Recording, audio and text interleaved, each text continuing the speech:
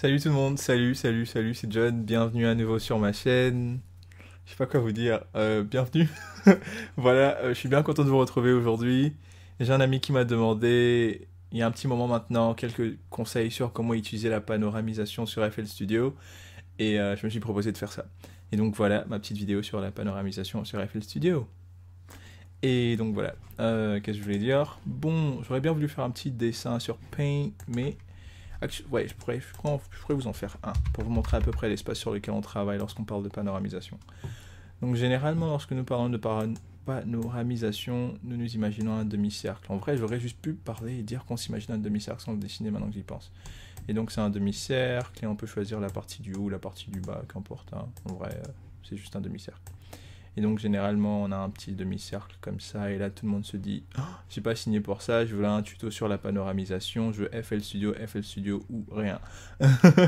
Mais là je répète, on y arrive. Donc voilà, donc on aura gauche ici et droite. Peut-être on aurait dû dire left and right quand même, parce que je sais pas s'il y a un brevet déposé pour que ce soit toujours left and right, mais juste peut-être parce que ce brevet existe, je vais mettre un petit L. C'était un gros L au final. Et un petit R. Un grand R alors. Dude, comme un obey. Voilà. Et on est 7. Et donc en gros l'espace-temps il ressemble à ça la plupart du temps. De ce que nous connaissons. Et là c'est au centre. Une piste mono elle va ressembler comme ça. À ça, une piste mono. Un trait droit comme ça depuis le centre, depuis le 0 degré jusqu'à l'infini vers le delà. Pas vraiment. Mais après, elle ressemble à peu près à ça. Et là, c'est à gauche. Et on peut déterminer en fonction de comment nous jouons avec le volume. Disons, on peut avoir une piste qui est à gauche et le volume qui est tout en bas. Et ça donne l'impression, peut-être ici, je dirais, que la note est jouée derrière notre oreille, je dirais. Donc, c'est à peu près sur ça que nous travaillons. Et donc, pour ce faire, j'ai l'impression que mon ordinateur a changé de vue. Suis-je le seul à remarquer cela?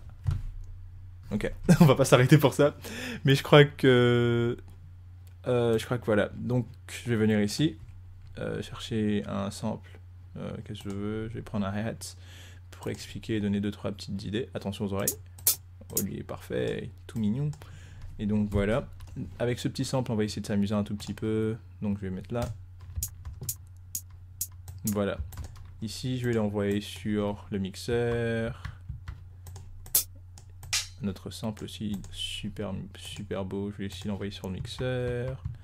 Et plus tard, on ira chercher une mélodie, j'imagine.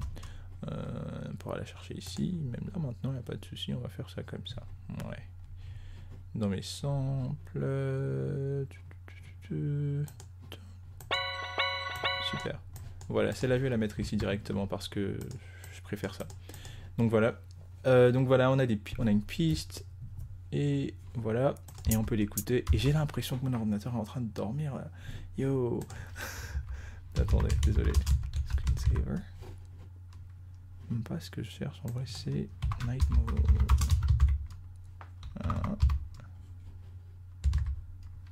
C'est pas vrai. C'est pas professionnel tout ça, j'ai l'impression. Mais j'espère que ça va pas prendre trop de temps. Parce que j'ai envie que la vidéo revienne. Ouais. Thank you. Voilà, j'avais raison. Voilà, on est de retour. J'espère que personne n'est parti et que tout le monde a eu ce petit moment de aha. Alright, on y retourne. Un peu plus sérieux maintenant. Voilà, donc on a une piste ici et lorsqu'on l'observe depuis le mixeur, on peut remarquer que si ces deux colonnes en fait ont la même taille, ça veut dire que la piste est mono, ça veut dire qu'elle joue pretty much au centre. Voilà. Après, maintenant, on peut modifier la piste ici. J'utilise généralement le bouton Tab pour aller d'une table à une autre, j'imagine, hein, d'un onglet à un autre. Et donc voilà, pan, à gauche, à droite, à gauche, avec un peu moins de volume, qui descend, qui donne l'impression que ça se perd derrière mon oreille gauche, j'ai l'impression. Et voilà, on peut jouer avec toutes ces options-là et on peut donner quelque chose de bien sympathique. Et donc voilà, on a ce bouton-là de panoramique ici, de panoramisation là aussi. On l'a aussi ici. Voilà, donc il est un peu... On peut le trouver un peu partout. On peut aussi le trouver ici. Que je disais, là. Voilà. Et donc ce que je trouve en fait important des fois, c'est lorsqu'on a un sample, à part de trouver ici sur cet onglet, par exemple, je vais venir ici, je vais copier, coller. je vais double-cliquer et je vais baisser le volume. Ce que je vais faire en fait, c'est que je vais essayer de jouer un petit loop. Et voilà, je vais modifier la panoramique ici parce qu'en cliquant 2 fois, on a accès à quelques paramètres dans la panoramique, la vélocité, donc le volume, et le release, etc. Mode X, mode Y, whatever, you name it. Et donc là, on peut créer de nouvelles boucles qui sont beaucoup plus intéressantes si nous jouons avec la panoramique, la panoramisation. Panoramique, dude, il faut que quelqu'un me corrige. Voilà. Et on peut faire ce genre de truc et après ça devient super sympa et j'aimerais bien voir ce que vous ferez avec vous-même si vous me marquez sur vos beats. Là j'ai joué avec le pitch aussi. J'ai peut-être triché, mais bon, voilà. Voilà, en tout cas on a l'idée principale, c'est celle-là. Et donc on peut faire des loops qui sont beaucoup plus intéressants. Et lorsque nous venons ici, on a des outils sur FL Studio pour travailler et traiter un peu plus la panoramique. Et je pense que celui-là c'est un stock plugin, donc il vient avec toutes les versions d'FL. Et c'est le Wave Candy. Si on clique dessus, on a accès à un plugin qui nous permet d'observer le son. Parce que des fois, quand j'ai commencé à faire des beats, je voulais être capable d'observer le son. Mais il ne faut pas oublier d'entendre le son aussi. Alors on vient sur Vectoroscope. Et si vous voulez qu'il reste, vous pouvez venir sur Detach, c'est here. Et donc ça va rester. Et donc là, si je joue cette mélodie, où es-tu? On peut l'observer ici. Comment elle se déplace entre une zone ou une autre. Et si on veut l'enlever, on clique sur clic droit visible. Gone. Et donc voilà à peu près à quoi ça ressemble. Et c'est super sympa, je trouve. Et là, je l'ai mis sur la piste centrale, la piste master. Et voilà, donc après, si je joue chaque note en solo, je peux avoir l'idée de la note en solo. Mais si je les joue tout en même temps, je crois que j'aurai un truc bien sympa qui va regrouper tout en même temps. Ah, ça make pas sense.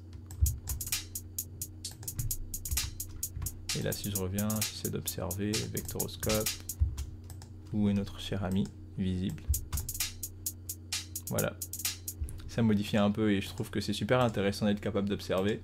Et un autre petit tour que je vous propose d'observer aussi qui est super sympa, que j'aime employer, mais là je crois qu'il va surtout être employé par instrument, c'est ce petit tour qui nous vient de Auburn Sounds, il y a un S à la fin, qui est super cool et qui nous permet justement d'observer ce que nous faisons lorsque nous jouons une note ou une autre. Et donc je vais venir sur un autre pattern et je vais cliquer comme ça. Et disons voilà, maintenant que je suis ici, je peux jouer avec ça. Il y a une version gratuite du projet, une version gratuite de ce plugin que j'utilise justement maintenant, que vous pouvez avoir en allant sur le site de Auburn Sounds, et puis c'est super cool. Et vous pourrez jouer avec la panoramique, la panoramisation. La panoramique, dude, j'en ai aucune idée. De la manière dont vous souhaitez, vous pouvez rendre le sample aussi plus gros, plus petit, mono, stéréo. Et voilà, c'est juste un plugin qui est super cool, auquel tout le monde peut avoir accès. Et je trouve que c'est super génial d'utiliser la panoramisation. Et il y a un autre plugin que je voulais vous montrer. Si on vient ici sur ce son et on l'écoute, je trouve qu'il est super sympa. En vrai, si c'était un vrai projet que je faisais, j'aurais mis le sample ici tranquillement. En fait, je peux toujours le faire, même ce sera plus simple pour vous, j'imagine. Et voilà, il est là. Et ce que je vais faire en fait, c'est que je vais venir ici. En utilisant notre Stereo Shaper, je vais être capable de modifier sa panoramisation. C'est-à-dire que je vais le rendre signal mono, parce que parfois, même si on observe ici, on peut être un peu confus si les notes sont équilibrées. Mais pour rendre n'importe quel signal mono, on peut venir ici parmi l'une des options qu'on a sur FL Studio, descendre une de ses couleurs à 0, et on peut observer ça ici. Ben voilà, on peut observer, là je descends jusqu'à 0, et je prends celle-là, la valeur de celle-là, je la copie et je la colle ici. Et on a une note qui sonne désormais en mono. Et voilà, avec, sans. Et voilà. Et si le signal était déjà en mono et que je voulais le rendre encore plus intéressant, je pourrais venir ici à Stereo Enhancer. Donc naturellement qui enhance, donc ça veut dire qui qui est waouh, je sais pas moi, un pouce bleu à celui qui trouve comment dire en français, mais je sais pas, c'est genre ça booste, je vais dire, voilà. Et donc si le signal était en mono, on peut jouer avec ici. Et vous voyez, après ça devient super sympa pour les refrains, et le jour où on parlera d'automation, on pourra en parler un peu plus de comment arriver jusque là, si vous voulez. Et le dernier tour que je vais vous montrer aujourd'hui, c'est aussi une forme d'automation, mais qui se fait juste ici au niveau du pattern. Donc on peut avoir un sample qui joue comme ça et qui se répète plusieurs fois. Et on peut venir ici, clic droit sur l'onglet Pan, Edit Events, et là on peut venir ici à Tools, et là on peut aller par exemple disons à LFO. Et ça modifie en fait le jeu left and right. Là, et on peut modifier la vitesse. Je vais enlever celle-là. Je vais changer la vitesse.